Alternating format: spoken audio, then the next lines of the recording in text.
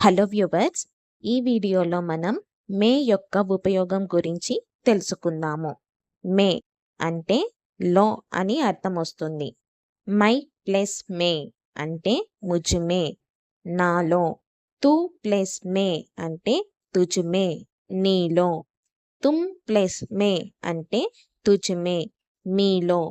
వహ్ plus మే అంటే ఉస్మే, అతడిలో, ఆమెలో, దానిలో. యహ్ ప్లస్ మే అంటే ఇస్మే, ఇతడిలో, ఈమెలో, దీనిలో. వే ప్లస్ మే అంటే ఉన్మే, వారిలో, వాటిలో. ఏ ప్లస్ మే అంటే ఇన్మే, వీరిలో, వీటిలో. హమ్ ప్లస్ మే అంటే హమమే అనొచ్చు లేదా హమే అనొచ్చు, మాలో, మనలో. ఆప్ ప్లస్ మే అంటే ఆప్మే, తమలో.